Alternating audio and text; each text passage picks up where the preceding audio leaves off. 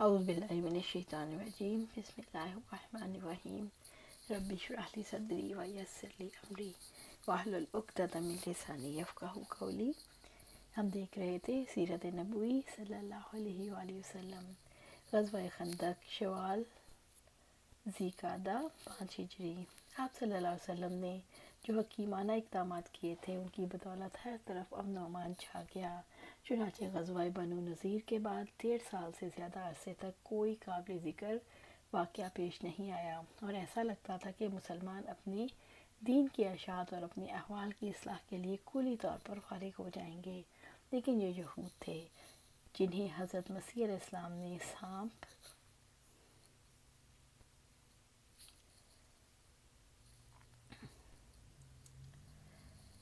سانپوں کی اولاد کہا، جنہیں گوارا نہ تھا کہ مسلمان چین کا سانس لے سکیں۔ چنانچہ خیبر میں قیام کرنے اور مطمئن ہو جانے کے بعد انہوں نے سازشیں اور پس پردہ حرکتیں شروع کر دیں اور اہل مدینہ کے خلاف قبائل عرب کا ایک نہایت زبردست لشکر لانے میں کامیاب ہو گئے۔ اہل سیر کہتے ہیں کہ یہود خیبر کے 20 سردار اور رہنما قریش کے پاس گئے، انہیں مدینے کے خلاف جنگ پر آمادہ کیا اور اپنی مدد کا یقین دلایا۔ قریش اس کے لیے تیار ہو گئے تو یہ لوگ بنو عطفان کے پاس گئے، انہوں نے بھی بات مان لی۔ اس کے بعد دوسرے قبائل میں گھومے اور ان میں سے متعدد قبائل نے جنگ لڑنی منظور کر لی، اور اس کے بعد سارے قبائل کو ایک منظم پلان کے تحت اس طرح حرکت دی کہ سب کے سب ایک ہی وقت مدینے کی طرف پہنچیں۔ شورا اور خندق، اس اجتماع اور حرکت کی خبر بر وقت مدینہ پہنچ گئی۔ چنانچہ رسول اللہ صلی اللہ علیہ وسلم نے صحابہ کرام رضی اللہ عنہ اجمعین سے مشورہ کیا۔ حضرت سلمان فارسی نے رضی اللہ تعالیٰ عنہ نے خندق کھودنے کا مشورہ دیا، یہ رائے پسند کی گئی اور اسی پر اتفاق کیا گیا۔ چونکہ مدینے کے مشرق، مغرب اور جنوب 3 اطراف میں لاوے کی چٹانیں ہیں، اس لیے صرف شمالی علاقہ لشکر کے داخلے کے لائق تھا، لہٰذا رسول اللہ صلی اللہ علیہ وسلم نے اسی جانب حرۂ شرقیہ اور غربیہ کے درمیان کا سب سے تنگ مقام منتخب کیا، جو کم و بیش 1 میل ہے۔ وہاں خندق کھود کر دونوں حروں کو ملا دیا۔ مغرب میں یہ خندق صلا پہاڑی کے شمال سے شروع ہوئی اور مشرق میں مقام شیخین کے پاس حرۂ شرقیہ کے پاس ایک بڑے ہوئے سرے سے جا ملتی تھی۔ آپ نے ہر 10 آدمیوں کو 40 ہاتھ خندق کھودنے کا کام سونپا اور خود خندق کھودنے اور مٹی ڈھونے میں شریک ہو گئے۔ لوگ رجز پڑھتے اور آپ صلی اللہ علیہ وسلم جواب دیتے، نیز آپ صلی اللہ علیہ وسلم رجز پڑھتے اور لوگ جواب دیتے۔ لوگوں نے خندق کھودنے میں بڑی مشقتیں برداشت کی، بالخصوص جاڑے اور بھوک کی شدت، چنانچہ ہتھیلی پر بھر جو لائے جاتے اور بو دینے والی چکنائی کے ساتھ کھانا بنایا جاتا، لوگ اسی کو کھا لیتے، حالانکہ حلق سے اس کا اترنا مشکل ہوتا۔ لوگوں نے آپ صلی اللہ علیہ وسلم سے بھوک کی شکایت کی اور اپنے پیٹوں پر ایک ایک پتھر بندھا ہوا دکھایا، تو آپ صلی اللہ علیہ وسلم نے اپنے پیٹ پر 2 پتھر دکھائے۔ خندق کی کھدائی کے دوران بعض نشانیاں بھی دیکھنے میں آئیں۔ حضرت جابر رضی اللہ تعالیٰ عنہ نے رسول اللہ صلی اللہ علیہ وسلم کی بھوک کی سختی دیکھ کر صبر نہ کر سکے، اپنی بکری کا ایک بچہ ذبح کیا اور ان کی بیوی نے 1 صاع تقریباً 2.25 کلو جو پیسا۔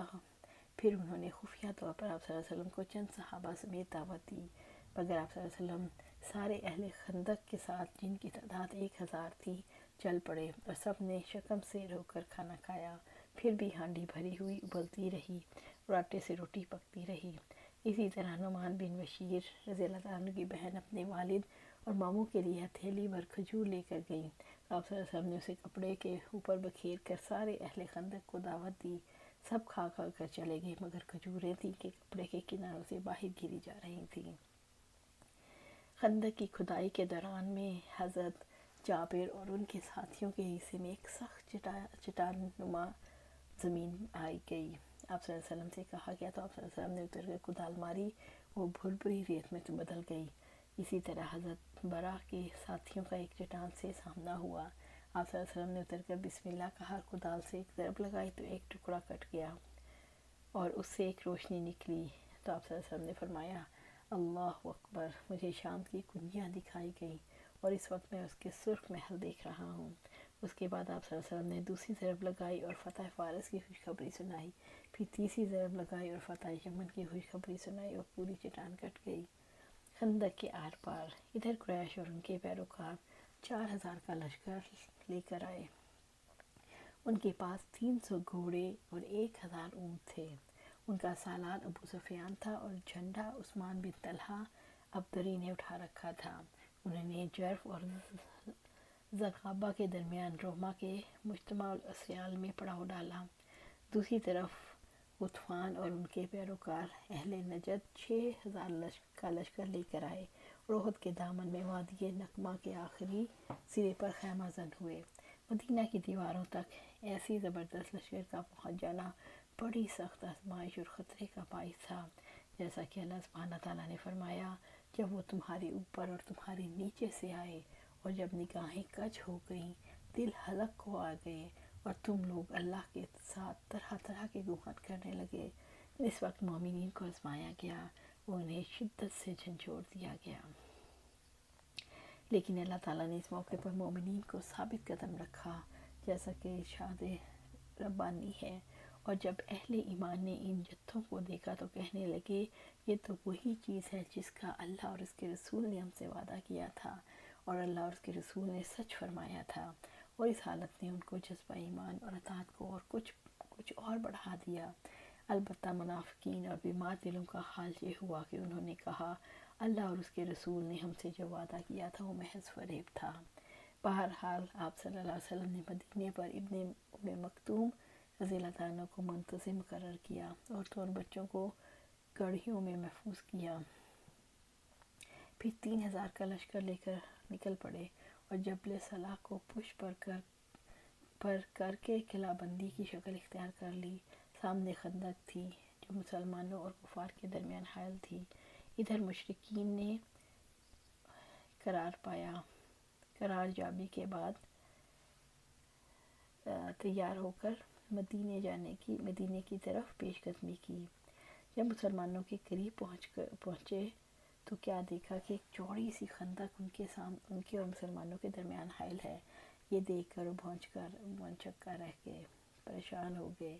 ابو سفیان نے بے ساختہ کہا، یہ ایسی چال ہے جس کو عرب جانتے ہی نہیں۔ اب انہوں نے خندق کے گرد غیظ و غضب کے ساتھ چکر کاٹنا شروع کیا۔ انہیں کسی ایسے نقطے کی تلاش تھی جس سے خندق پار کر سکیں، لیکن مسلمان ان پر تیر برسا کر انہیں خندق کے قریب آنے نہیں دے رہے تھے تاکہ وہ اس میں کود نہ سکیں اور مٹی ڈال کر راستہ نہ بنا سکیں۔ مجبوراً مشرکین کو مدینے کا محاصرہ کرنا پڑا، حالانکہ وہ اس کے لیے تیار ہو کر نہیں آئے تھے، کیونکہ چلتے وقت یہ منصوبہ ان کے خواب و خیال میں بھی نہ تھا۔ لیکن بہرحال اب وہ روزانہ دن میں نکلتے اور خندق عبور کرنے کی کوشش کرتے، جبکہ مسلمان پورے راستے پر ان کے سامنے موجود ہوتے اور تیروں پتھروں سے ان کا استقبال کرتے۔ مشرکین نے کئی بار بڑی زبردست کوشش کی اور پورا دن اسی میں صرف کر دیا، لیکن مسلمان بھی دفاع میں ڈٹے رہے، یہاں تک کہ ان کی اور رسول اللہ صلی اللہ علیہ وسلم کی کئی نمازیں قضا ہو گئیں اور سورج ڈوبنے کے قریب یا ڈوبنے کے بعد ہی انہیں نمازوں کو ادا کرنے کا موقع مل سکا۔ اس وقت تک نماز خوف مشروع نہیں ہوئی تھی۔ ایک روز مشرکین کے شاہ سواروں کی ایک جماعت نے، جن میں عمر بن عبدود، اکرمہ بن ابو جہل اور زرار بن خطاب وغیرہ تھے، ایک تنگ مقام سے خندق پار کر لی اور ان کے گھوڑے خندق اور صلاح کے درمیان چکر کاٹنے لگے۔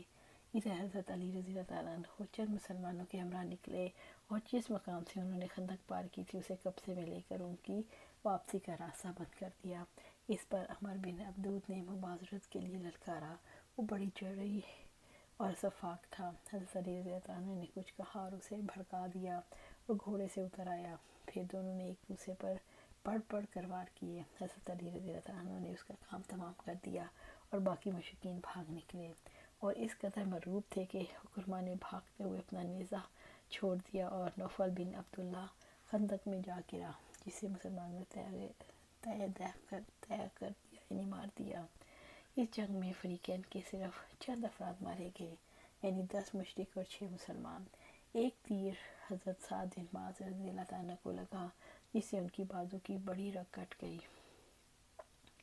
انہوں نے اللہ سے دعا کی کہ اگر قریش کی جنگ کچھ باقی رہ گئی ہو تو اس کے لیے انہیں زندہ رکھے، ورنہ اسی زخم کو ان کی موت کا سبب بنا دے۔ البتہ اپنی دعا میں یہ بھی کہا، مجھے موت نہ دے یہاں تک کہ بنو قریظہ سے میری آنکھیں ٹھنڈی ہو جائیں۔ اللہ سبحانہ تعالیٰ سے دعا ہے جو ہم پڑھتے ہیں اس پر عمل کرنے کی توفیق دے اور ہمیں اس پر جمع دے، آمین یا رب العالمین۔